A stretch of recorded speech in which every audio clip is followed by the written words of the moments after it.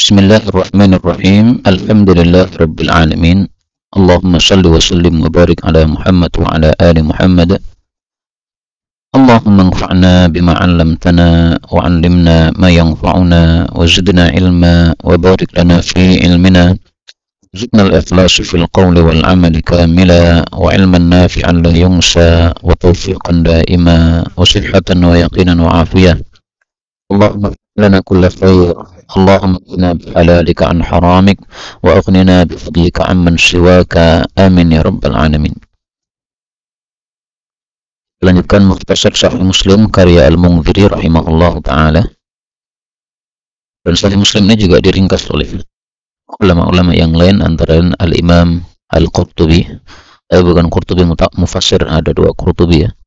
Hanya Qurtubi yang meringkas Muslim, ini bukan Qurtubi yang Mufassir.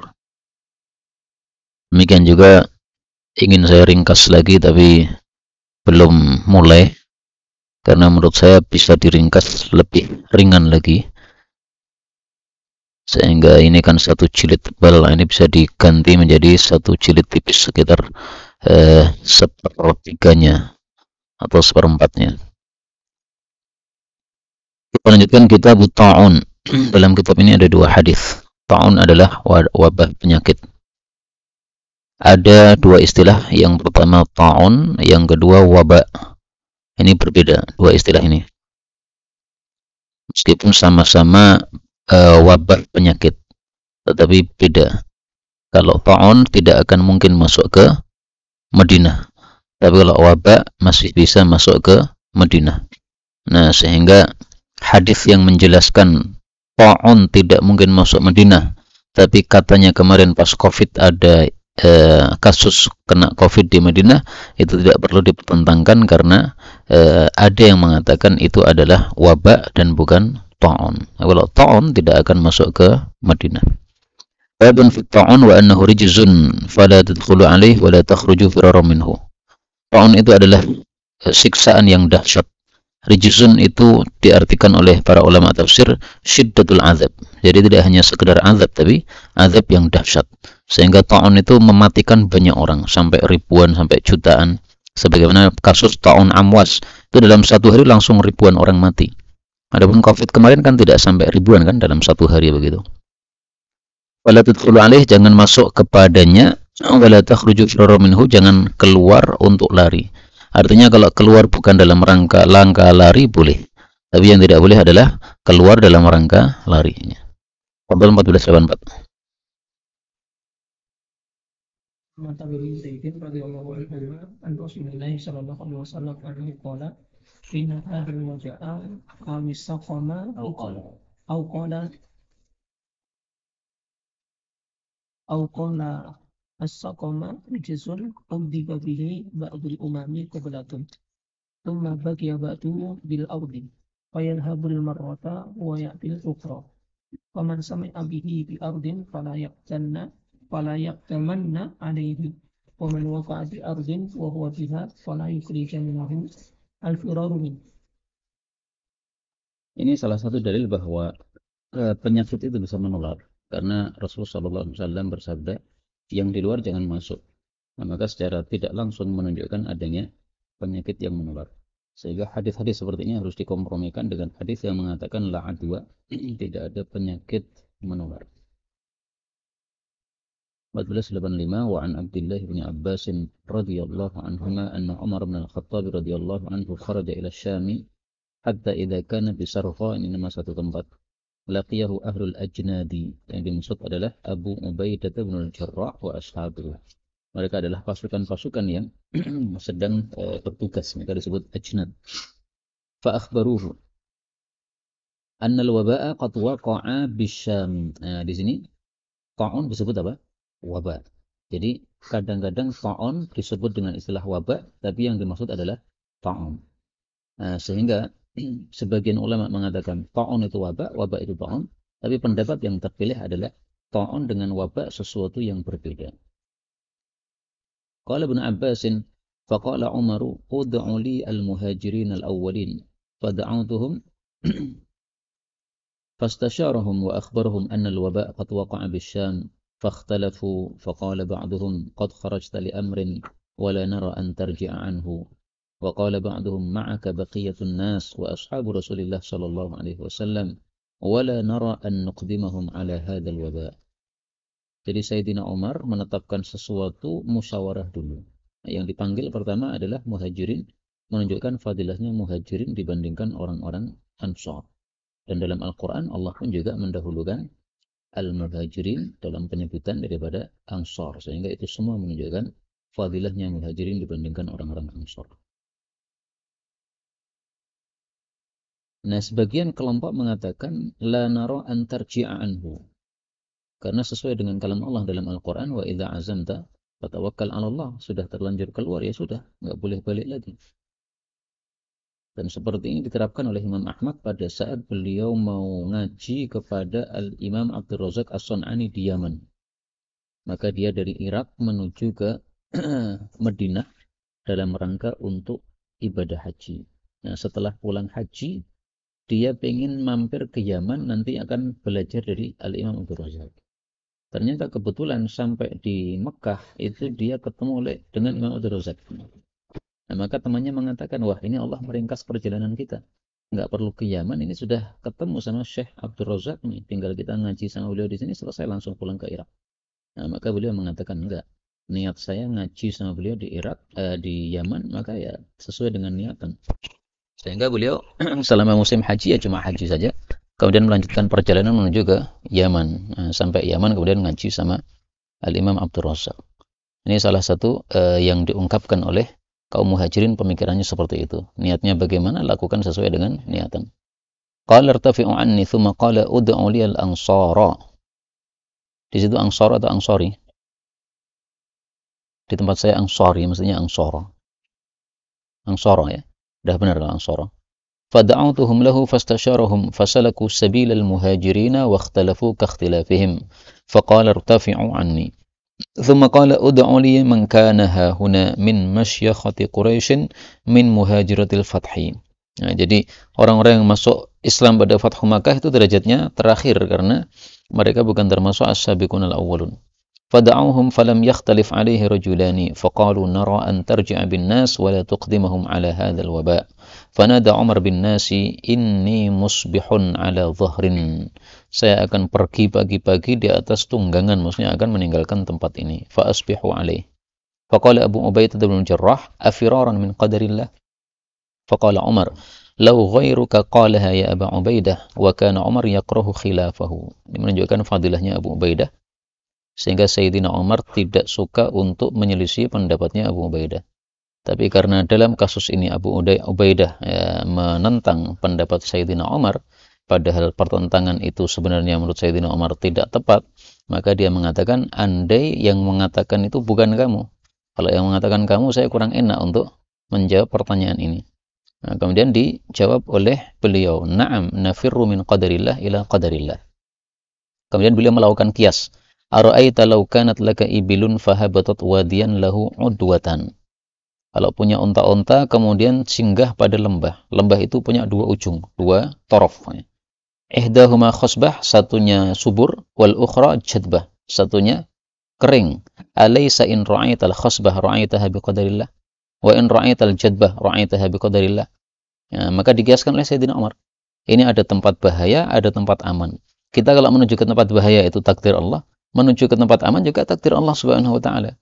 Jadi sama sekali bukan tercela karena menjauhi takdir, karena kita pergi pun juga takdir Allah Subhanahu wa taala. Artinya menurut Sayyidina Umar ini tidak ada sama sekali melanggar terhadap aturan Allah Subhanahu wa taala. Dan Abu Ubaidah fadilahnya memang sangat banyak ya. Antara lain beliau termasuk 10 orang yang dijamin masuk surga. Kemudian Abu Ubaidah ini, kata Aisyah, orang yang paling utama adalah Abu Bakar. Kemudian setelah itu Umar. Kemudian setelah itu Abu Ubaidah. Nah, jadi menurut Aisyah, Abu Ubaidah nomor 3. Sementara rata-rata sahabat kan mengatakan Abu Bakar, Umar, Uthman. Qala faja'a Abdurrahman ibn Auf wa kana mutaghayyiban fi ba'di hajatihi. Faqala inna indi min hadha ilman. Sami'tu Rasulullah sallallahu alaihi wasallam yaqul إذا سمعتم به بأرض فلا تقدموا عليه wa idza waqa'a bi ardin wa antum biha fala takhruju firaran minhu. Jadi boleh keluar dalam rangka untuk kondisi yang lain. Tapi kalau untuk firaran, untuk lari nggak boleh. Misalnya nih di kampung kita terkena ta'un, kemudian kerabat kita ada kecelakaan di luar kota. Nah, kita ingin datang untuk menyelamatkan karena dimintai pertolongan. Nggak ada masalah. Karena keluarnya bukan dalam rangka firaran minhu. Tapi kalau dalam rangka firaran minhu, ini yang dilarang oleh Rasul sallallahu alaihi wasallam. Adapun kenapa dilarang keluar dari kampung tersebut? Nah, salah satu hikmahnya supaya tidak ada penyebaran terhadap penyakit tersebut. Karena kalau semuanya lari, malah penyakitnya semakin menyebar kemana-mana. Jadi istilahnya ini termasuk dalam bab apa? Dar'ul mafsadataini bi akhaffihima. Menolak mafsadat yang lebih besar dengan melakukan mafsadat yang lebih kecil. Tinggal di kampung itu tetap bertahan, ada madaratnya kan? Mungkin kita kena jadi mati. Tapi kalau kita pindah ke tempat yang lain, maka penyakitnya akan menyebar dan itu mafsadatnya lebih besar lagi. Atau kaidah yang lain mengatakan al-maslahatul ammah muqaddamatun 'alal maslahatil khassah. Maslahat untuk umum didahulukan daripada maslahat untuk khusus. Sehingga tidak boleh keluar karena menjaga maslahat umum. Fahamidallahu Umar bin Al-Khattab thumma sarafa. Ini hadis menunjukkan fadilahnya Abdurrahman bin Auf juga. Dia termasuk dari 10 yang dijamin masuk surga dan dia memiliki ilmu dalam hal ini yang para sahabat yang lain tidak memiliki ilmu padanya. Padahal Abdurrahman bin Auf ini dalam riwayat yang lain dia mengaji kepada Ibnu Abbas radhiyallahu anhu. Ibnu Abbas masih anak muda sementara Abdurrahman bin Auf sudah dari kalangan tua tapi ngaji kepada yang lebih muda dan itu seperti itu nggak ada masalah, biasa sama sekali dalam cara menuntut ilmu ini, tidak harus kepada yang lebih tua. Kitab Tiarah wal Adwa, kitab tentang tiarah, yaitu menganggap sial ketika melihat tair, melihat burung, karena orang Arab dulu menganggap sialnya melihat gagak. Nah, kalau orang Indonesia ya tidak harus dengan burung, apapun yang dianggap sial nomor 13 dan sebagainya itu termasuk tiarah. Adwa, penyakit menular. Ada 8 hadis di sini. Bab yang pertama, babun la adwa wala tiyarata wala safara wala hamata. Tidak ada penyakit menular, maksudnya tidak ada penyakit menular yang sesuai keyakinan jahiliyah. Jahiliyah mengatakan penyakit itu menular dengan sendirinya tanpa izin dari Allah. Nah, keyakinan kita tidak ada penyakit menular, tapi semuanya itu atas kehendak Allah Subhanahu wa taala. Wala safara, tidak ada kesialan di bulan Safar. Jadi mereka menganggap bahwa bulan Safar itu sial. Nah, kalau orang Jawa apa? Yang dianggap sial itu? Suro. Nah, berarti kalau untuk orang Indonesia wala suro. Enggak ada kesialan bulan Suro atau wala 13 dan sebagainya. Wala hamah, dan tidak ada burung hantu. Ini keyakinan jahiliyah. Kalau ada pembunuhan, maka keluar dari darahnya orang yang mati tadi burung, namanya burung hantu, dan dia akan teriak-teriak terus sampai dia bisa membalas terhadap pelaku pembunuhan. Sehingga suara burung hantu, keyakinan jahiliyah, itu menganggap bahwa berarti sudah ada pembunuhan yang belum terselesaikan kisosnya itu. Nah, semua itu diingkari oleh Rasul Shallallahu Alaihi Wasallam. Dan dari sini kita ketahui bahwa keyakinan-keyakinan jahiliyah itu sudah ada memang sejak dulu kala, sampai saat ini pun juga ada seperti itu. Nah, kemarin ada seseorang yang tanya, kalau bapak itu masih meyakini adat jahiliyah, keyakinan jahiliyah begini, terus dengan sebab itu karena weton dan sebagainya, akhirnya melarang anaknya untuk menikah, anak perempuannya. Bolehkah ini diwali oleh adiknya? Nah, menurut para ulama boleh, karena wali yang adil itu yang menahan dari wanitanya atau anaknya untuk menikah, itu kewaliannya gugur sehingga pindah kepada wali berikutnya. Jadi bapaknya kewaliannya gugur karena adil dia, kemudian ganti kepada wali berikutnya. Qadal 86. Nabi Salamat bin Abdurrahman an Abi Hurairah radhiyallahu anhu. Hina qala Rasulullah sallallahu alaihi wasallam la adwa wala safara wala hamatan. Faqala Arabiyyun ya Rasulullah fama badul ibli takunu dirrahli ka'annaha tubahu. Az-ziba jamak dari dhabyun, yaitu kijang. Wayajibul fa'irul ajrabu. Ajrab itu yang terkena penyakit jorok kudis. Wayadkhulu fiha wayajribuha kullaha. Qala faman a'dal awal bakteriyatin la adwa wala tiyarotan wala sofaroh wala hamatan. Ya, jadi cara Nabi menetapkan bahwa tidak ada penyakit menular sendiri, beliau mengatakan ketika ada hewan yang menularkan penyakitnya kepada hewan-hewan yang lain, nah yang menularkan pertama kali ke hewan tadi siapa? Ini pertanyaan tidak butuh jawaban karena tidak mungkin bisa dijawab ya.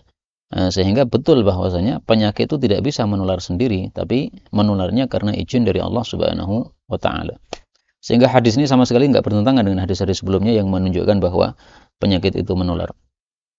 Dan juga bisa kita jawab ucapan orang Arabi ini dengan pertanyaan, kalau ada dua orang salaman dengan orang sakit, kemudian yang terkena, yang tertular cuma satu, kok bisa? Kalau memang menular itu wajib, berarti dua-duanya harus sakit. Tapi ketika terbukti ada sakit, ada satunya sakit, satunya tidak, ini jelas menunjukkan bahwa penularan penyakit itu semata-mata karena kehendak Allah Subhanahu wa taala. Babun la yurid mumridun ala musihin. Tidak boleh datang mumridun, orang yang punya onta sakit, ala musihin, kepada orang yang punya onta sehat. Jadi mumrid beda dengan marid ya. Kalau marid orang sakit, kalau mumrid punya onta sakit. 87 tafadhal.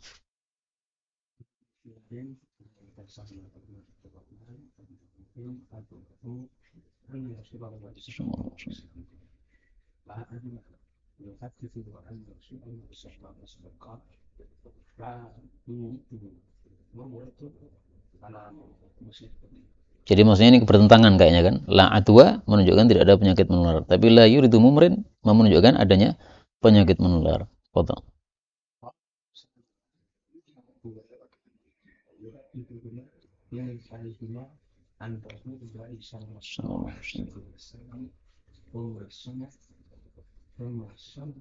Somata diam.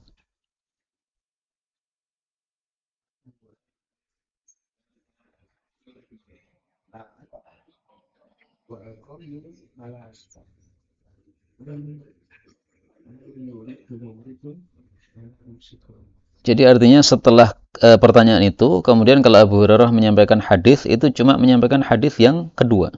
Adapun hadis la adwa sudah nggak pernah dia sampaikan lagi. Karena dia ditanya nggak bisa jawab ya. Ini gimana? Gabungkan, dia cuma mengatakan semuanya sabda Nabi. Fadhal.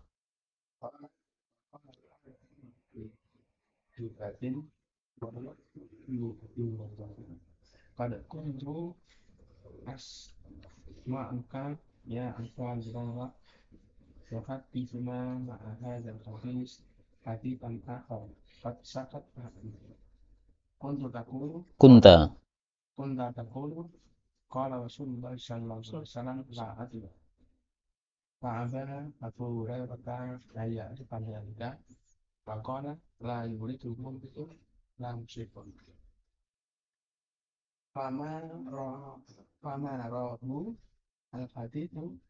Di situ fama rohu atau fama ro'ahu. Yang benar ya di situ apa yang tertulis? Rohu. Oh enggak ada rokatnya. Nah di tempat saya itu fama ro'ahu. Ini kata Syekh Albani ini tidak benar. Yang benar tadi fama rohu, maka mendebatnya. Maro yumari mumaroh, mendebat. Seperti ada spasi gitu. Pribon. Seperti ada spasi. Nah, ketika ada spasi itu salah. Okay. Itu satu kata mestinya. Maro ya. Maro yumari. Makanya kata Syekh Albani, ini di Sahih Muslim tertulis fama ro'ahu, di sini pun juga fama ro'ahu, kata beliau, ini enggak benar. Yang benar fama ro, maro yumari, mendebat nih. Foto.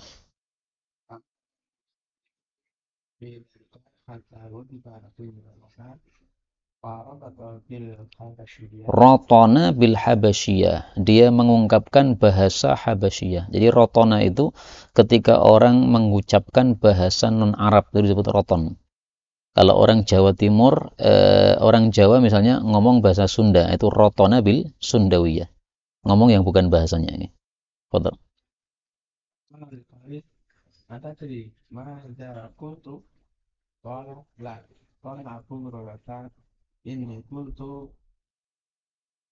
Aba itu. Aba itu maksudnya apa? Saya enggan untuk mengakui hadis yang kamu katakan dari saya. Saya enggak pernah mengatakan begitu. Jadi Abu Hurairah ini lupa sehingga dia mengingkari bahwa dia sudah menyampaikan hadis la adwa. Dan ini dijadikan dalil oleh para ulama bolehnya kita ngomong bahasa non Arab apabila cuma roton saja. Tapi kalau untuk keseharian maka itu turun dari derajat yang tinggi kepada derajat yang rendah. Nah, sehingga Sayyidina Umar itu mengingkari orang-orang yang setelah futuh itu kemudian meninggalkan bahasa Arab, pilih menggunakan bahasa Ajam. Bahasa Arab ini bahasa yang paling mulia, lughatu ahlil jannah, kata hadis, meskipun hadisnya tidak sahih ya, tapi tampaknya benar karena banyak para ulama mengatakan seperti itu. Fadhal. Al-Amri mengatakan Abu Hurairah yuhaditsuna anna Rasulullah la adri an siya Abu Hurairah al-nasakh akadun qaulaini al-akhar. Nasakh di sini tidak mungkin terjadi karena nasakh itu harus diketahui tarikh atau sejarahnya. Jadi yang benar ya Abu Hurairah lupa. Dan dalam Sahih Bukhari jelas-jelas dikatakan nasiya Abu Hurairah radhiyallahu anhu. Ma ra'ainahu nasiya haditsan ghairah. Itu dalam Sahih Bukhari. Berarti jelas bahwa Abu Hurairah memang lupa dalam hal ini. Abu Hurairah konon dalam meriwayatkan 5.000 hadis itu lupanya cuma 2. Nah, satu hadis ini, satu lagi kita cari ya. Saya masih lupa lagi yang satunya yang mana. Babun la nau'a, bab tentang tidak ada bintang. Maksudnya tidak boleh mengatakan mutirna binau'i kadza wa kadza sebagaimana keyakinan jahiliyah kalau ada hujan, maka yang menurunkan hujan itu adalah nau atau bintang tertentu. Fadhal. An Abi Hurairah radhiyallahu anhu anna Rasulullah sallallahu alaihi wasallam qala la adwa wa la hamata wa la nau'a wa la safara. Ini semuanya udah ya. Babun la ghula, tidak ada setan ghul. Padahal ada setan ghul. Nah, maka maksudnya adalah tidak ada setan ghul yang punya kekuatan sendiri sebagaimana tadi la adwa. Kalau ada adwa itu pasti dengan izin Allah. Kalau ada ghul pasti dengan izin Allah Subhanahu wa taala. Nah, ghul itu adalah setan yang biasa datang di perjalanan padang pasir sehingga tampak oleh seorang musafir ada satu kampung di arah sana gitu. Ketika dia datangi ternyata kampungnya hilang. Nah, habis itu dia tersesat jalan. Itu namanya setan ghul. Untuk menghindari setan ghul ini caranya adalah ketika keluar rumah kita mengucapkan bismillah tawakkaltu 'ala Allah, maka dijaga oleh Allah Subhanahu wa taala. Hudita wa kufita dan seterusnya itu. Fadhal. An Jabirin radhiyallahu anhu qala Rasulullah sallallahu alaihi wasallam la atwa wa la tiyarata wa la ghula. Ada hadis mengatakan idza taghawwalatil ghilan fanadu bil adzan. Kalau muncul setan ghul maka adzanilah. Nah, ini hadisnya dhaif. Tapi bolehkah kita amalkan hadis tersebut? Boleh. Pertama, karena apa? Hadis dhaif dalam fadilah amal boleh diamalkan menurut jumhur ulama. Yang kedua, qiyas dengan azan. Ketika azan dikumandangkan untuk salat, maka setan lari. Nah, demikian juga ketika ada setan ghul, maka kita kumandangkan azan. Yang ketiga, qiyas dengan azan ketika bayi lahir. Bayi lahir dicolek oleh setan. Maka disunahkan azan pada telinga bayi. Meskipun hadisnya mukhtalaf fih ya, tapi minimal Syekh Albani katakan hasan, demikian juga Imam Tirmidzi katakan hasan. Kemudian yang keempat diamalkan oleh sahabat. Dalam Sahih Muslim ada seorang sahabat kirim anaknya, kemudian dari balik tembok dia mendengar sesuatu suara. Terus dia lihat di balik tembok ternyata nggak ada seorang pun. Nah, ketika pulang dari pengiriman tadi dia lapor kepada bapaknya. Nah, bapaknya berkomentar, kalau saya tahu kamu mengalami kayak gitu, saya suruh kamu adzan. Nah, maka semua ini menunjukkan apa? Bolehnya kita melakukan hadis ini meskipun dhaif. Babun fijtinabil bil mubtala, bab menghindari orang yang terkena penyakit. 90. As-Sariqi radhiyallahu anhu qala kana fi waqti saqifin rajulun majduh fa arsala ilaihi Nabi sallallahu alaihi wasallam inna qad bay'naka farji. Bayat laki-laki biasanya jabat tangan. Nah, ini karena orangnya ini majdum, ya, kusta, dan kusta itu penyakitnya menular, maka Nabi SAW suruh dia untuk pulang, alias ucap bayatnya cuma pakai ucapan. Dan ini menunjukkan juga bahwa bayat dengan ucapan sudah cukup. Ya. Adapun jabat tangan itu hanya tamam atau kesempurnaannya saja, bukan dari syarat sahnya bayat. Andaikan bayat dengan ucapan kemudian tanpa jabat tangan itu sudah sah sama sekali. Kemudian bayat ini menurut guru kami Syekh Walid Hafizahullah ini hanya khusus untuk Imamul A'zam. Sehingga ketika tidak ada Imamul A'zam juga tidak ada bayat, ya. Tapi masalah ini ya bisa kita kata sebagai masalah khilafiyah karena seperti Ustaz Mudzakir dan yang lain-lainnya, yaitu yang mereka berpendapat adanya bayat yang darurat ketika tidak ada imam. Nah, kemudian nanti ketika sudah muncul imam, bayatnya dipindah kepada Imamul A'zam. Wallahu a'lam, ini masalah baru kontemporer, dalam kitab-kitab nggak ada, karena dalam kitab-kitab kuno ya ulama-ulama menulis kitab itu pada waktu itu masih ada Amirul Mukminin. Amirul Mukminin lepasnya kan baru belakangan ini. Kemudian hadis ini menunjukkan bahwa penyakit itu betul-betul bisa menular karena Rasulullah mengatakan bay'na kafarji. Bahkan dalam Bukhari beliau mengatakan firra minal majdhumi kama tafirru minal asadi. Nah, yang ini saya tanyakan ke antum itu, apakah penyakit baros atau belang itu juga menular seperti penyakit majdhum atau lepra ini? Atau tidak? Nggak pernah mendengar, ya? Kan mirip kan antara belang dengan lepra ini. Hanya lepra lebih dahsyat lagi karena sampai lepas tulang-tulangnya atau anggota tubuhnya itu. Kalau terbukti bahwa belang itu bisa menular, maka boleh kita melakukan hadis ini, yaitu menghindari jabat tangan dengan orang-orang yang belang. Tapi ketika tidak terbukti bahwa itu menular, maka hadis ini hanya berlaku untuk orang yang lepra saja. Babun fil fa'lis salih, bab tentang fa'lus salih. Fa'al kebalikan dari tiarah, maka fa'al adalah mengharap kebaikan dari sesuatu. 91. Fadal. Sami'tu Nabiyya sallallahu alaihi wasallam yaqulu la tiyarata wa khairuhal fahmu. Qila ya Rasulullah wa fahmu. Qala al-kalimatu shalihatu yasma'uha ahadukum. Ucapan yang baik kita dengar, kemudian kita mengharapkan dari ucapan yang terdengar tersebut. Misalnya Rasulullah waktu itu tanya pada Sulhul Hudaybiyah, ini yang datang siapa? Maka dijawab, namanya apa? Suhel. Ya. Maka beliau mengatakan, sahhalallahu amrakum. Insya Allah urusannya akan selesai. Karena sebelum Suhel datang, itu semua diskusinya itu mampet, nggak ada ujungnya. Akhirnya begitu Suhel datang, selesai masalah sesuai dengan harapan Rasul sallallahu alaihi wasallam. Dalam Sunan Abu Dawud, Nabi mengatakan, akhadna fa'laka min fika. Ketika Nabi mendengar seseorang mengucapkan kalimat yang baik, maka beliau katakan, saya ambil fa'alnya dari mulut Anda. Jadi beliau terima kasih sama orang yang sudah mengucapkan kebaikan tadi. Maka ringkasnya, ketika ada kata-kata buruk, nggak boleh kita merasa sial dari kata-kata itu. Tapi kalau sebaliknya ada kata-kata yang baik, kita boleh untuk mengharap kebaikan dari kata-kata tersebut. Dan mengharap itu termasuk doa, sebagaimana sabda Nabi SAW, "Idza tamanna ahadukum falyukthir fa innama yas'alu rabbah." Seseorang kalau berangan-angan hendaknya diperbanyak angan-angannya karena sama dengan minta kepada Allah Subhanahu wa taala. Sahih dalam Al-Jami'us Shaghir. Kemudian bab syu'mi fid dari wal mar'ati wal faras. Bab sial pada rumah dan istri dan kuda.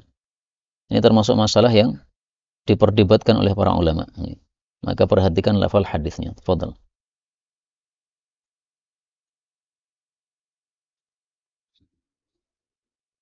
Qala iyaku nasyun hibul fakun fa biya falasul. Kalau ada sial, maka hanya pada 3, yaitu kuda, istri, kemudian rumah. Kuda sial kalau sekarang kendaraan ya, kalau dipakai selalu macet, gampang rusak dan sebagainya. Kalau istri bandel nggak mau taat dan sebagainya. Kalau rumah misalnya sering kemalingan atau kebakaran dan sebagainya, sering ada kerusakan. Nah, tapi di sini Nabi katakan iyyaku, kalau ada. Hadis tentang masalah ini ada 3. Yang pertama mengatakan iyyaku, kalau ada, berarti nggak jelas apakah ada ataukah tidak. Hadis yang kedua mengatakan asyu'mu fi thalatha. Sial itu ada pada 3. Berarti betul-betul ada. Hadis yang ketiga mengatakan la syu'ma, tidak ada sial.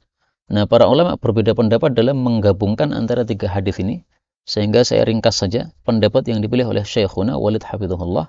Yang benar adalah hadis yang terakhir, la syu'ma. Sehingga tidak ada sial, itu enggak ada. Adapun kalau kita punya istri kemudian membandel, ya itu bukan karena itu adalah dia membawa sial, bukan, tapi itu mungkin ujian dari Allah Subhanahu wa taala atau mungkin kita ya yang punya kekurangan kemaksiatan sehingga Allah bikin istri kita jadi tidak taat sama kita. Sebagaimana kata Sa'id bin Musayyab, beliau mengatakan, kalau saya melakukan kesalahan, maka saya melihat efeknya itu pada kendaraan saya. Kendaraannya mudah, jadi nggak mudah. Kalau motornya sekarang ya gampang, tiba-tiba jadi macet dan sebagainya. Itu kata beliau, itu efek dari perbuatan saya. Maka menurut beliau, perbuatan manusia itu ada efeknya untuk barang-barang atau orang-orang yang ada di sekitar dia. Akan cerminkan oleh Allah Subhanahu wa taala dari orang-orang dan barang-barang yang ada di sekitarnya. Wallahu a'lam bishawab. Itulah yang dipilih oleh Syekhuna Walid Hafizahullah. 93. Sofar nanti ada. Berapa? Yang lain. Syum. Sofar. Sofar. Sofar yang selain bulan Sofar. Ada lagi enggak? Silahkan kalau ada.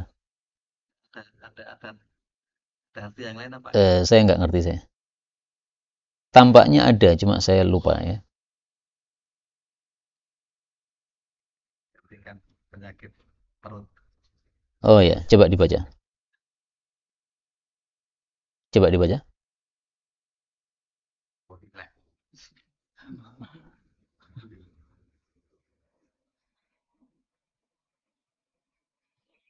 Wala safara huwa ta'khirul muharram ila safar. Nah, ini tafsiran yang kedua.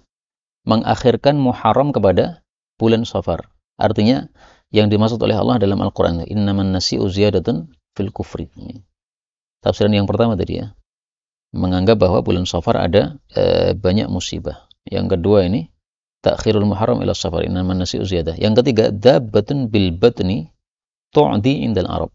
Satu dabbah itu apa? Binatang melata yang masuk dalam perut yang bisa merembet menurut orang-orang Arab. Nah, ini apa kira-kira ini? Cacingan kira-kira ya. Bapaknya cacingan, anaknya cacingan, istrinya cacingan, semuanya. Nah, maka ada 3 tafsiran, silahkan mau dipilih yang mana. Kalau saya memilih yang tafsiran paling sering saya dengar. Kalau antum selama belajar ini paling sering antum dengar untuk tafsiran Safar apa? Kaitannya dengan kesialan ya Sofar. Bulan Safar kan? Kaitannya dengan penyakit ya batin. Nah, ya. Ya, semua tafsir ini nggak ada masalah kita pakai karena memang ada marjaknya dari para ulama. 93 tafadhal.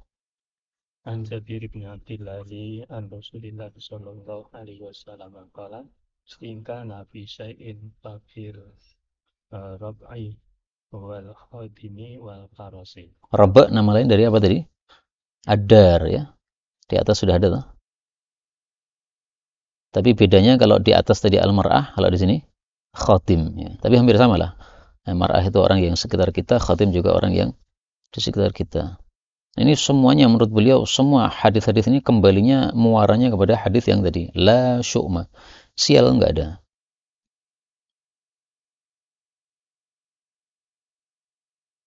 Dan hadis la syu'ma itu disebutkan dalam Imam Tirmidzi dan Ibnu Majah.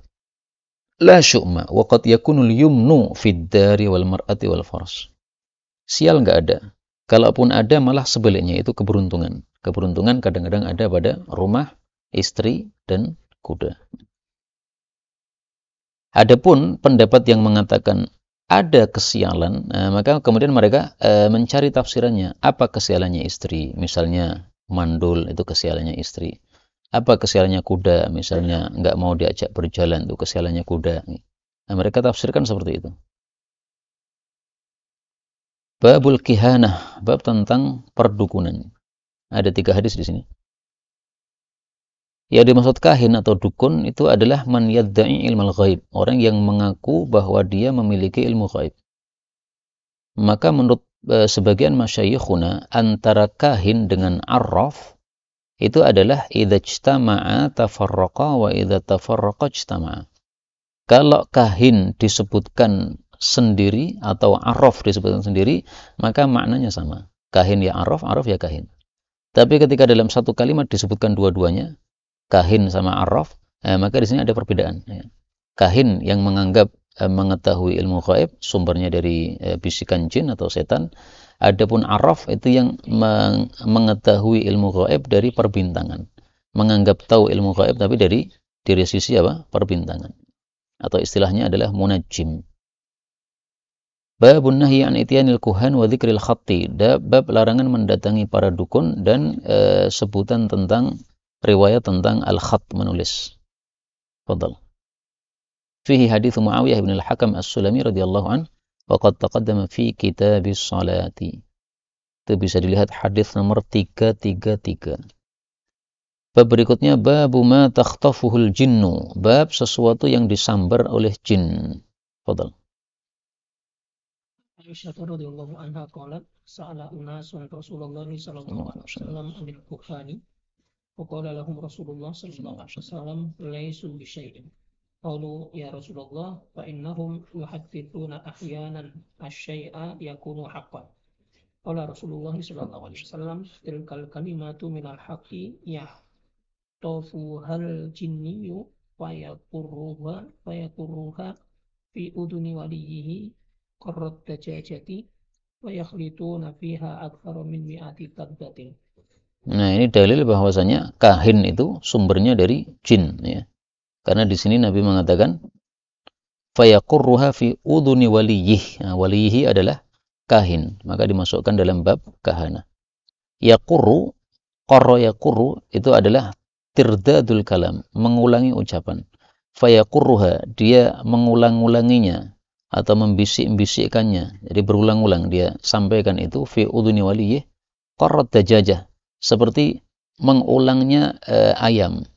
Maksudnya qarat dajajah itu ketika ayam berkokok berkali-kali, maka teman-temannya yang lain ikut berkokok. Nah, maka diserupakan oleh Nabi dengan ayam tadi. Ini jinnya sumbernya yang pertama kali menyampaikan, maka akhirnya dilanjutkan oleh kahin tadi. Sebagaimana ayam bersahut-sahutan ketika mendengar temannya berkokok. Lalu dicampur dengan 100 kedustaan, berarti lebih banyak dustanya daripada benarnya. Babun firam yasyayatin bin nujum inda istiraqis syam'i. Bab melempar setan dengan bintang pada saat mencuri pendengaran. Nah, maka bintang itu menurut para ulama fungsinya cuma 3.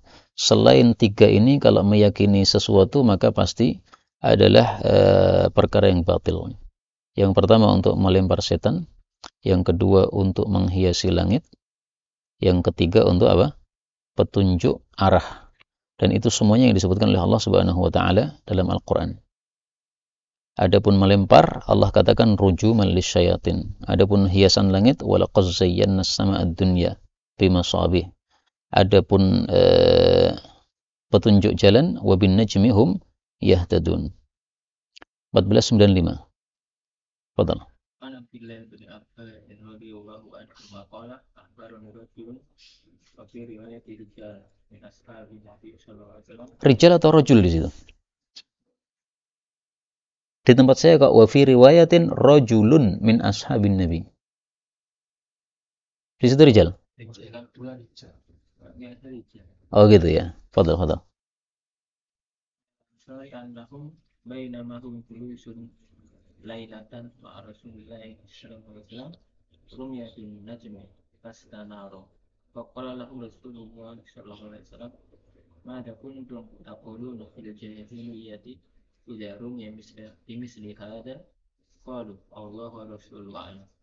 kunna naqulu wulida lailata rajulun adim wa mata rajulun adim.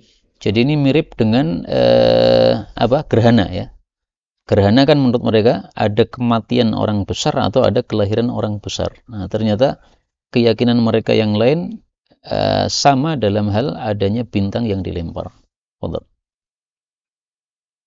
Qala Rasulullah sallallahu alaihi wasallam innaha yurma fiha limauti ahadin wala ayati walakin rabbuna tabaraka wa ta'ala sibhu idza qala amrun sabbaha amalatul has summa sabbaha ahli sama'i alladhina yalunahu hatta yablu tasbihu ahli hadhihi sama'i dunya summa qala alladhina yaluna hamalatul arsi min hamalatil arsi mada qala rabbukum fayakfirunahu mada qala fayastahdiru ba'du ahli samawati ba'du hatta yablugha khabaru hadhihi sama'a dunya fatahtafu jinnu sam'a fayadribuna ila awliyaihim wa mauna bihi. Nah, yurmaina bihi yang berkaitan dengan babnya tadi, yaitu dilempar dengan bintang.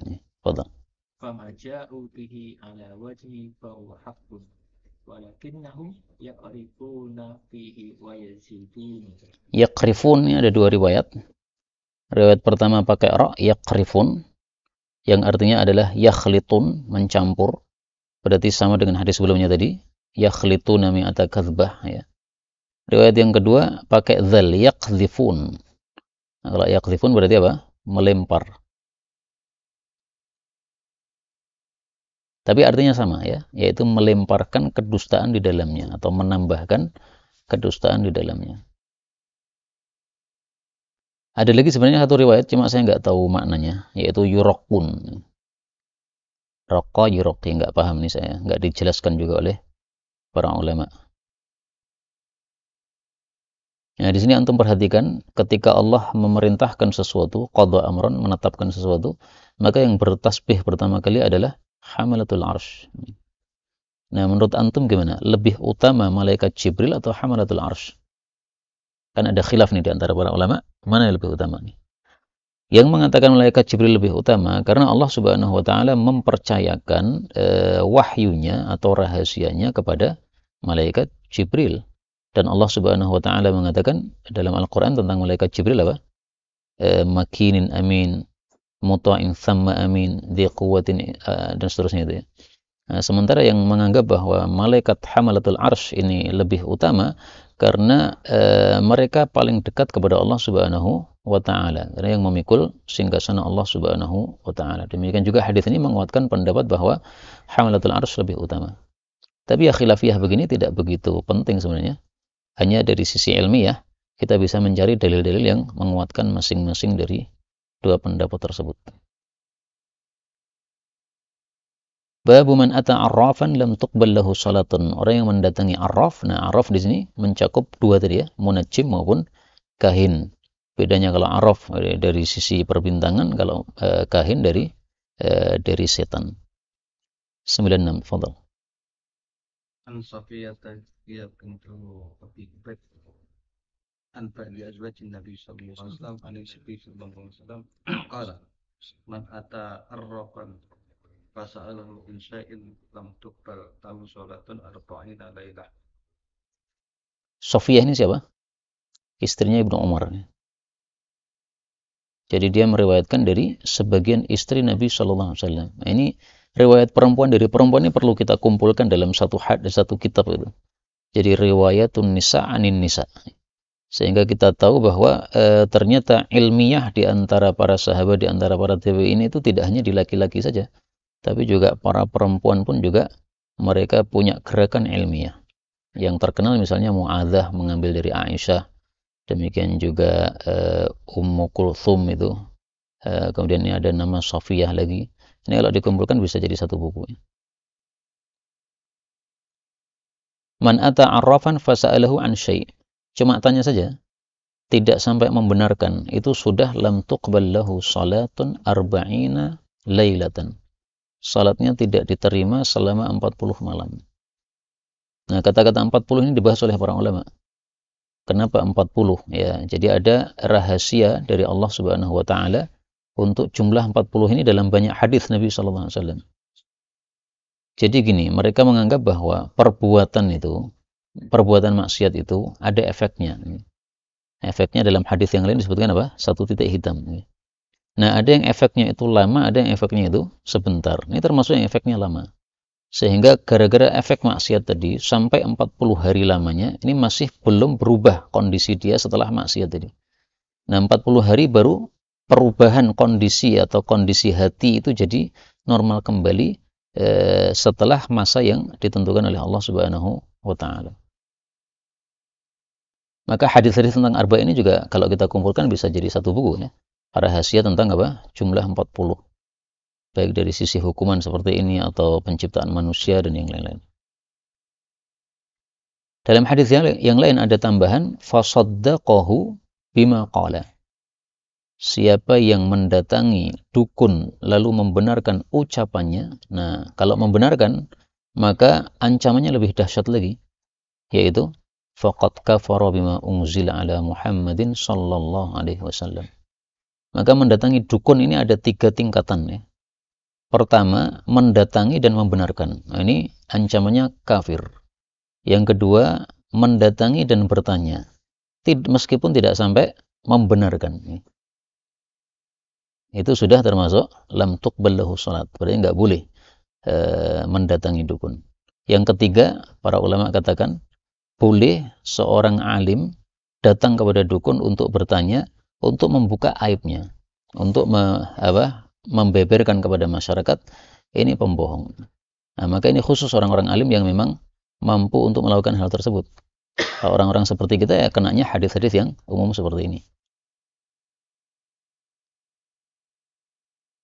Kitabul Hayyat wa Ghairiha, kitab tentang ular. Monggo.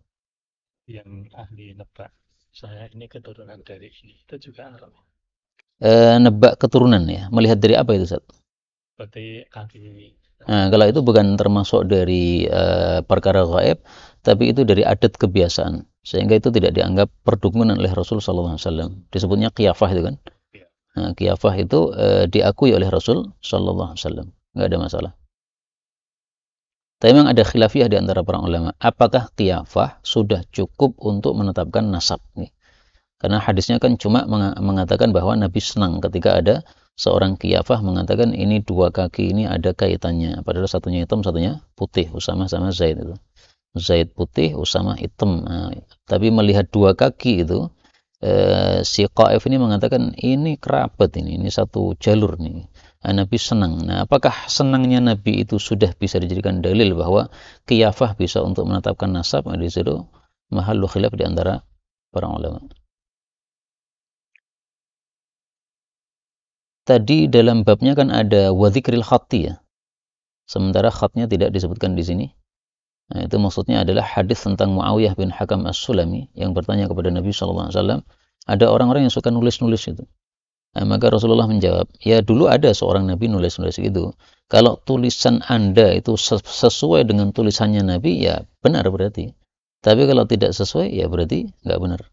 Nah, maka kata guru kami, karena kita tidak ngerti apakah tulisan-tulisan kita itu sesuai dengan tulisannya Nabi ataukah tidak, sehingga kita nggak boleh nulis-nulis begitu. Dan ini tersebar di buku-buku saudara-saudara kita NU ya. Kalau misalnya pengen pohon itu cepat berbuah, tulis huruf H apa gitu. Kemudian tempelkan pada kertas, gantungkan di pohon, nanti sebentar lagi akan berbuah. Ada seperti itu dalam kitab-kitabnya apa? Saudara-saudara kita NU. Ini aneh sekali saya sebenarnya. Kenapa mereka pakai seperti itu padahal ada hadis-hadis yang sangat jelas seperti ini ya. Apakah mereka nggak baca hadis ini atau mereka memahami hadis yang lain? Ya nggak paham. Baik, kita lanjutkan Kitabul Hayyat wa Ghairiha. Ada 9 hadis saja. Kitab tentang ular dan lain-lain. Babun nahyi an qatli wa dzawatil buyut. Bab larangan membunuh ular-ular yang tinggal di rumah. Nama lainnya adalah al-awamir. Disebut awamir karena memakmurkan rumah atau tinggal di rumah. Nah, sifatnya dzawatul buyut itu adalah disebutkan oleh para ulama, yaitu la yadur, tidak menyerang, tidak memudarati kepada manusia. Berarti kalau kita lihat ular di rumah kita, tapi ular kobra misalnya, itu bukan termasuk dzawatul buyu yang kita dilarang untuk membunuhnya. 1497 an Ibnu Umar radhiyallahu anhuma qala sami'tu Rasulullah sallallahu alaihi wasallam ya'muru biqatlil qilabi yaqulu uqtulul hayyat wal qilab waqtulu dzut tufyatain. Tufyan itu sudah ya. 2 titik putih di atas punggung. Wal abtar itu maqtu' yang terputus ekornya, sama dengan dalam surat itu inna syanaka wal abtar. Fa innahuma yaltamisanil basar, keduanya itu menyerang mata. Maksudnya kalau ular ini dilihat oleh mata seseorang, maka matanya tadi akan bisa buta.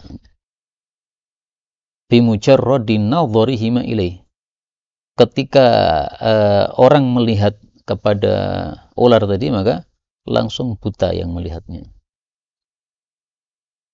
Nah, ini ular-ular kayak begini apa ada di Indonesia begini?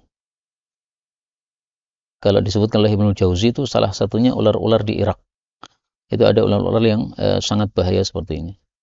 Jadi memang punya kekhasan orang melihat langsung buta. Wa yastasqitanil hubala, bisa menggugurkan orang-orang yang bunting.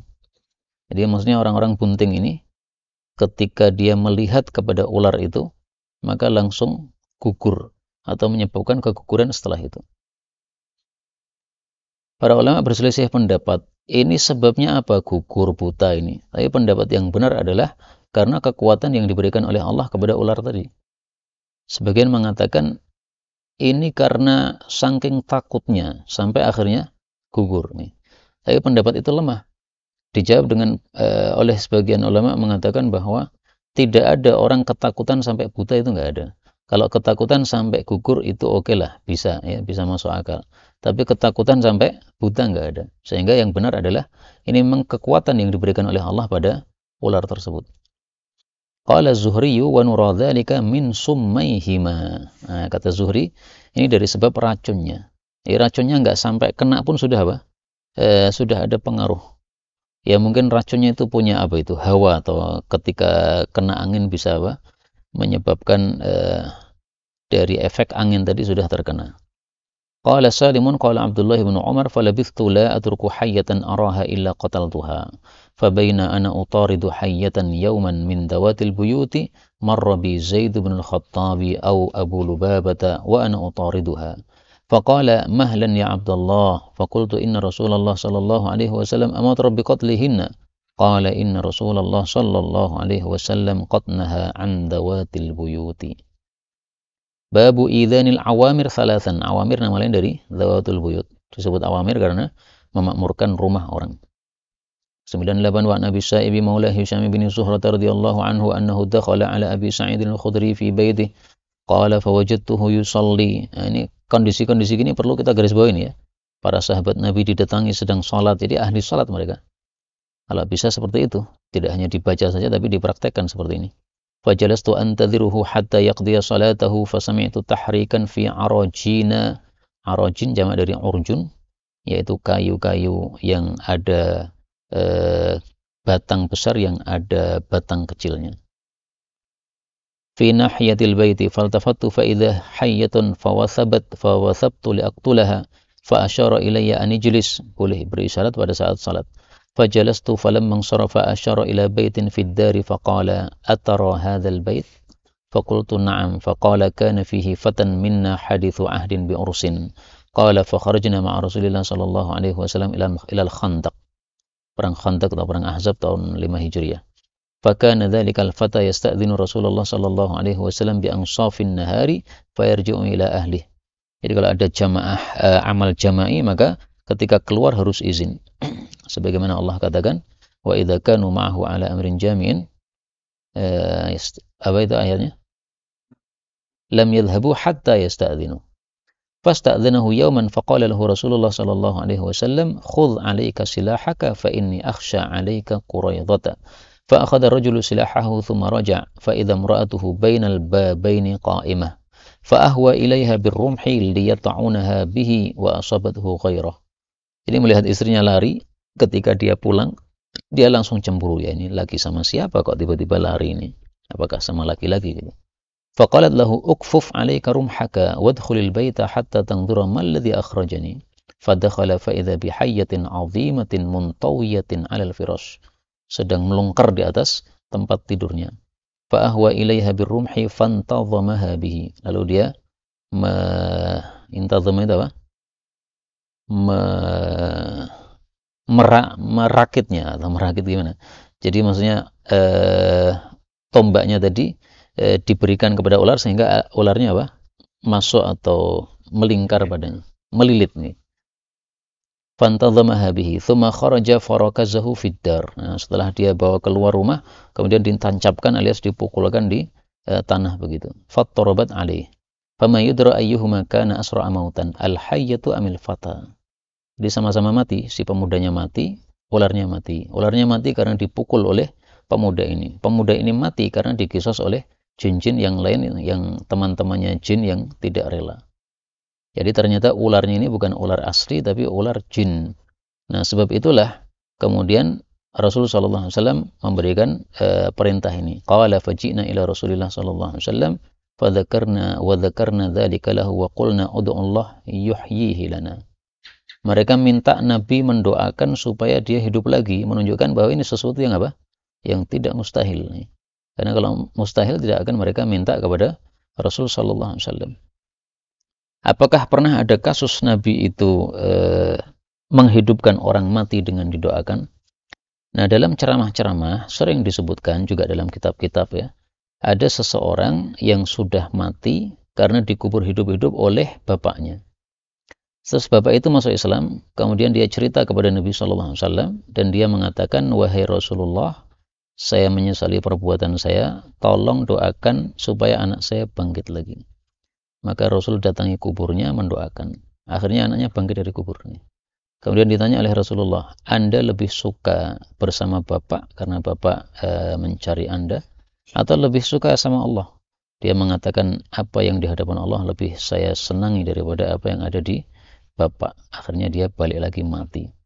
Nah, hadis seperti itu belum kita temukan dalam kitab-kitab yang musnadah, sehingga nemunya cuma dalam kitab-kitab syarah dan demikian juga sejarah, tapi tanpa sanad. Demikian juga dalam ceramah-ceramah ya. Dari sisi mukjizat sangat bisa, karena Nabi Isa alaihissalam juga bisa menghidupkan orang mati dengan izin Allah Subhanahu wa taala. Tapi maksud saya adalah, apakah ada kejadian yang sahih Nabi sallallahu alaihi wasallam menghidupkan orang yang sudah mati? Nah, ini PR ya, kalau dapat nanti sampaikan di sini. Faqala astaghfiru li sahibikum thumma qala inna bil madinati jinnan qad aslamu fa idza ra'aytum minhum syai'an fa'adhinuhu thalathata ayyam. Kalau melihat jin di rumah, maka diberitahu sampai 3 hari. Sabar mboten 3 hari, nunggu lama nih. Nah, di sini ada 2 khilaf ya. Khilaf pertama, ketika kita melihat ular, tidak boleh membunuh, tapi suruh mengingatkan dulu sampai 3 hari. Apakah ini khusus untuk ular Madinah atau berlaku untuk selain Madinah? Sebagian ulama katakan khusus Madinah. Kenapa? Inna bil madinati, ya kan? Berarti khusus Madinah. Sebagian ulama katakan ini umum Madinah maupun yang lain. Adapun Nabi mengatakan inna bil madinah karena kasusnya ini terjadi di Madinah. Kenapa dikatakan umum? Karena di sini dikatakan jinnan qad aslamu. Nah, jin yang masuk Islam itu ada di mana-mana, tidak hanya di Madinah. Maka sebagaimana ada jin Islam di Madinah, bisa juga ada jin Islam di Indonesia.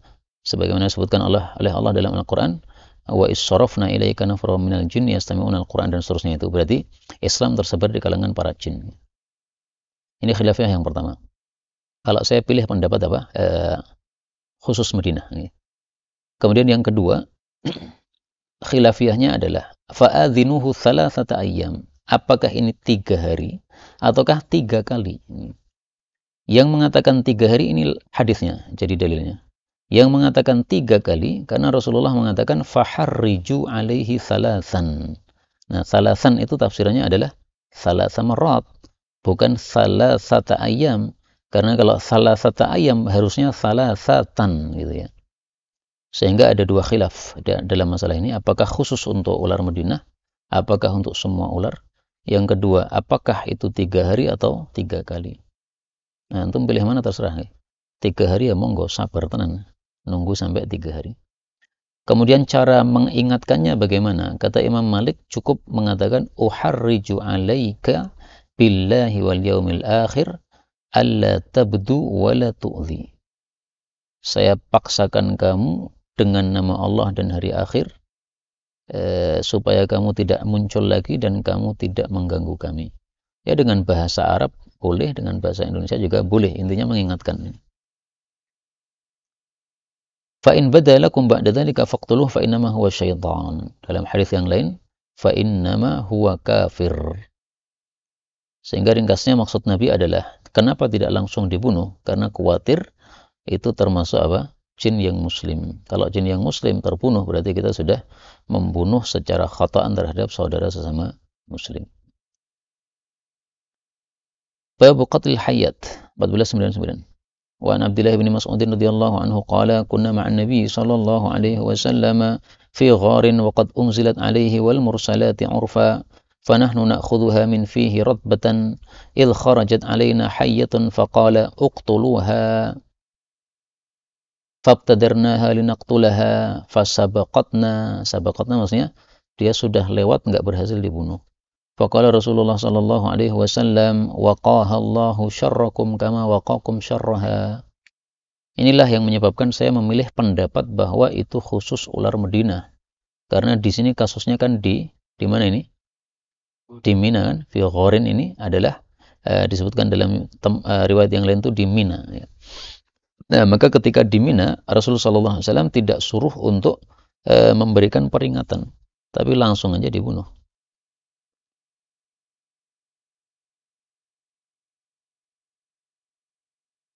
Babun fi qatlil Auza'i 1500 an Sa'd bin Abi Waqqas radhiyallahu anhu anna Nabiy sallallahu alaihi wasallam amara bi qatlil Wazagh wa sammahu Fuwaisiqan. Wazagh ini kalau tafsirannya Syekh Albani adalah Sam Abros, yaitu bahasa kita ya tokek, karena Sam Abros itu adalah kibarul Wazagh, cicak tapi yang gede. Nah, yang gede berarti apa? Ya tokek itu.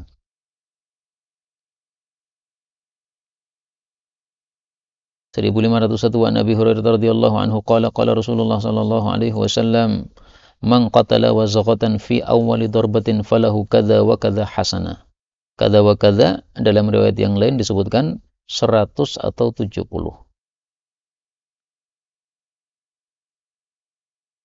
Wa man qatalaha fi darbati tsaniyah falahu kadza wa kadza, maksudnya lebih sedikit pahalanya, kurang dari 100 atau kurang dari 70. Tapi tidak ada riwayat yang menyebutkan berapa. Jadi hanya untuk pukulan pertama saja riwayat yang menyebutkan jumlahnya. Yang jelas lidunil ula, lebih rendah dari yang pertama. Wa in qatalaha fi darbati tsalitsah falahu kadza wa kadza hasanah lidunits tsaniyah. Nah, ini kenapa disuruh untuk membunuh satu kali pukul langsung mati? Ada dua hikmah ya. Hikmah pertama supaya kita bersegera membunuhnya sehingga dia tidak ada kesempatan untuk lari. Karena kalau dipukul satu kali masih hidup, masih ada kesempatan untuk lari. Hikmah yang kedua, supaya tidak menyiksa kepada binatang tadi. Sebagaimana sabda Nabi sallallahu alaihi wasallam, "Innallaha katabal ihsana 'ala kulli syai'in fa idza qataltum fa ahsinul qitlah." Maka sekali pukul langsung mati itu adalah ahsinul qitlah. Wa fi riwayatin man qatala wazghan fi awwali darbatin qutibat lahu 100 hasanah, wa fi tsaniyah duna dzalik, wa fi tsalitsah duna dzalik. Nah, di sini hanya disebutkan 100-nya ya. Adapun yang 70-nya disebutkan dalam riwayat yang lain. Babun fi qatlin namli. An Abi Hurairah radhiyallahu anhu an Nabi sallallahu alaihi wasallam qala nazala nabiyyun minal anbiya. Ini saya cari nabi siapa enggak saya temukan. Tahta syajaratin faladaghathu namlatun fa amara bi jihazihi fa ukhrija min tahtiha. Thumma amara biha fa uhriqat. Fa'auhallahu ilaihi fahalla namlatan wahidah. Menunjukkan bahwa di syariat Nabi zaman dulu membakar semut itu boleh. Karena yang diingkari oleh Allah bukan membakarnya tapi membakar satu kampung semutnya. Yang menggigit satu, kenapa dibakar semuanya? Mestinya kalau yang menggigit satu maka dibakar satu saja. Kemudian para ulama membahas kenapa ini seorang nabi digigit satu semut tapi membakar semua semut. Nah, para ulama katakan Nabi itu orang-orang istimewa. Tidak mungkin dia berbuat zalim, itu nggak mungkin nih. Karena zalim termasuk apa? Dosa yang tidak sepele di hadapan Allah Subhanahu wa taala. Maka mereka tafsiri bahwa Nabi ini membakar semuanya karena mikir umatnya. Sebagaimana Rasulullah SAW ketika di akhirat beliau mengatakan ummati, ummati. Jadi beliau tergigit, nah beliau mikirnya umatnya ini kalau semutnya saya biarkan nanti pasukan saya bisa tergigit semuanya. Sehingga langsung disuruh dibakar semuanya supaya tidak ada yang terkena mudarat. Nah, adapun ditegur oleh Allah Subhanahu wa taala karena ada sisi tasyaffi, yaitu apa? Memuaskan diri. Sehingga yang ditegur oleh Allah sisi tasyaffinya tadi. Sisi apa? Tasyaffinya tadi. Seandainya dia hanya niatan satu saja, yaitu menjaga umatnya, maka tidak akan ditegur oleh Allah Subhanahu wa taala. Demikian tafsiran para ulama kita, dan tafsiran itu mengacu kepada kaidah bahwa para nabi itu maksum dari perbuatan dosa. Maka harus ditafsiri seperti itu. Babun fi qatlil hirri, membunuh kucing. An Abdullah bin Umar radhiyallahu anhuma anna Rasulullah sallallahu alaihi wasallam qala "Udhibat imra'atun fi hiratin sajanatha hatta matat fadakhalat fiha an-nar fiha ayf min ajliha." Jadi fa-nya fa apa itu? Sababiyah atau ta'liliyah istilahnya. La hiya at'amadha wa saqatha idh habasatha wa la hiya tarakatha ta'kulu min khashashil ardi. Khashash hasyarat, serangga-serangga. Ini menunjukkan dua hal, bolehnya merawat atau mengkerangkeng kucing. Nah, kalau kucing boleh, maka hewan-hewan yang lain pun juga diperbolehkan. Yang penting dikasih makan. Karena dulu ada yang tanya ya, boleh nggak mengkerangkeng burung, nggak ngasih jodohnya? Jadi jantan tok atau betina tok. Nah, di sini Rasulullah SAW tidak ungkit-ungkit masalah jodoh, cuma masalah at'amadha saja. Sehingga yang zahir adalah tidak termasuk zalim kalau tidak dikasih jodohnya. Meskipun lebih utama ya kalau dikasih jodohnya. Tapi yang diungkit oleh Nabi SAW masalah kasih makan dan minum. Kemudian yang kedua, hadis ini menunjukkan bahwa berbuat baik kepada sesama makhluk itu disyariatkan. Sebagaimana sabda Nabi SAW, irhamu man fil ardi, yarhamkum man fis samai. Babun fil fa'ri wa annahu maskhun. 1504 wa Nabi Hurairah radhiyallahu anhu qala Rasulullah sallallahu alaihi wasallam fuqidat ummatun min bani Israil la yudra ma fa'alat wa la uraha illa al-fa'ra. Kemudian Nabi membuktikan bahwasanya fa'run itu, tikus itu adalah ubahan dari manusia zaman dulu. Ala tarawnaha idza wudi'a laha albanul ibil lam tashrabhu. Karena Yahudi tidak mau minum albanul ibil. Wa idza wudi'a laha albanu sya'i syaribathu, karena Yahudi mereka mau minum ini. Berarti ini adalah keturunan dari Bani Israel yang diubah oleh Allah Subhanahu wa taala. Tapi ini hanya pendapat Rasulullah sallallahu alaihi wasallam, dan pendapat ini sudah beliau ubah atau beliau ralat dengan hadis yang lain. Rasulullah mengatakan dalam hadis yang lain bahwa kalau Allah itu mengubah seorang manusia menjadi binatang, Allah sudah tidak membuat baginya keturunan. Lam yaj'al lahu naslan. Maka ini hadis sudah apa? Mansukh setelah mendapatkan wahyu yang lain. Qala Abu Hurairah fahaddatsu bihadzal hadithi Ka'ban faqala anta sami'tahu min Rasulillah sallallahu alaihi wasallam? Qultu na'am. Qala dzalika miraran. Qultu aqra'u at-Taurah? Ini karena Ka'ab al-Ahbar ini dulunya mantan pendeta Yahudi, sehingga kemudian masuk Islam. Nah, maka dia ketika ditanya, menjawabnya dengan balik bertanya, aqra'ut Taurah? Wa fi riwayah, afa nazalat alayya Taurah?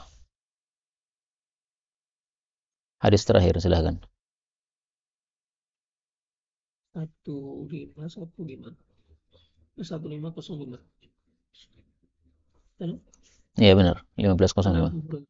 Radhiyallahu anhu anna Rasulullah sallallahu alaihi wasallam qala bainama rajulun yamshi bi tariqin ishtadda alayhi al-'atash wa wajada bi'ran fanazala fiha fashariba thumma kharaja fa idza kalbun yalhathu ya'kulu thara min al-'atash Thara at-turab. فقال الرجل لقد بلغ هذا الكلب من العطش مثل الذي كان بلغ مني فنزل البئر فملأ خفه ماء ثم أمسكه بفيه حتى رقي فسق الكلب فشكر الله له Allahu fa'il. فشكر الله له فغفر له. قالوا يا رسول الله وإن لنا في هذه البهائم لأجرا فقال في كل كبد ربة أجر.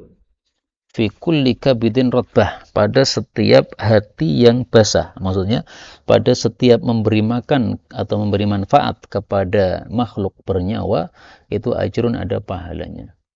Maka kasih makan kucing ada pahalanya, kemudian kasih makan anjing ada pahalanya, kasih makan tikus juga ada pahalanya, kasih makan semut semuanya ada pahalanya. Dalam riwayat yang lain, fi kulli dzati kabidin harra. Nah, kalau harra artinya panas. Panas itu ada dua tafsiran, yaitu panas dengan kehidupan atau panas dengan kehausan. Maka kalau diartikan harra berarti haus, kita kasih minuman, maka pahalanya lebih besar karena kondisinya kondisi sangat membutuhkan kepada minuman tersebut. Inilah yang dapat kita baca. Benarnya dari Allah. Kalaupun ada salahnya, fa astaghfirullahaladzim li wa lakum. Ada tambahan? Burung.